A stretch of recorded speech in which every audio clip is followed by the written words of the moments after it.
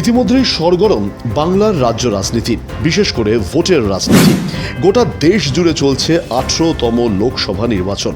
এর মধ্যেই বাংলায় উপনির্বাচন, বরানগরে উপনির্বাচন।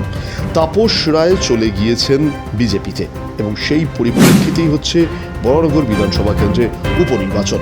সম্মুখ সম্বল বিজেপির সজল ঘোষ বনাম তৃণমূল কংগ্রেসের অভিনেত্রী সায়ন্তিকা। এদিন ভোটের প্রচার করলেন সজল ঘোষ।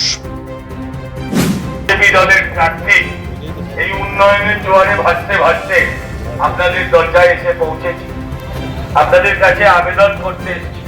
আপনারা তো সব রাজনৈতিক দলকে সুযোগ দিয়েছেন, একটা চান্স 2 বছরের জন্য বিজেপিকে সবাই সুযোগ পেয়েছে। এই বরানগরের মানুষ একটা সময় লালে লাল ছিল, পরে তারা তৃণমূলকেও দেখছে 13 বছর ধরে তৃণমূল কি জিনিস। আপনাদের কাছে আমার একটাই আবেদন, 2 বছর চাইছি, মাত্র 2 বছর। 2 বছর বাদে ভালো লাগলে রাখবেন, ভালো না লাগলে সরিয়ে দেবেন, কিন্তু একটা চান্স বিজেপিকে 2 বছরে এই আবেদন করছি।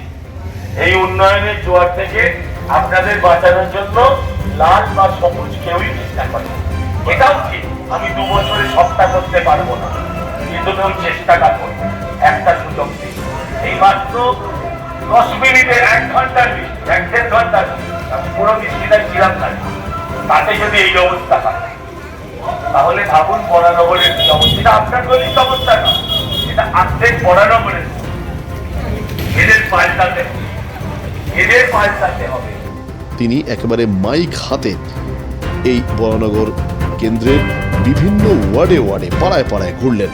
যেখানে জল জমে গিয়েছে সেই জলের মধ্যেই তিনি কিন্তু ভোট প্রচার করলেন। কেন তাকে ভোট দেওয়া হবে, কেন বিজেপিকে জয়যুক্ত করতে হবে, সেইভাবেই মাইক হাতে ঘরে ঘরে প্রচার সারলেন বরানগর বিধানসভা উপনির্বাচনে বিজেপি প্রার্থী সজল ঘোষ। ব্যুরো রিপোর্ট, বাংলার পালস টিভি, বরানগর।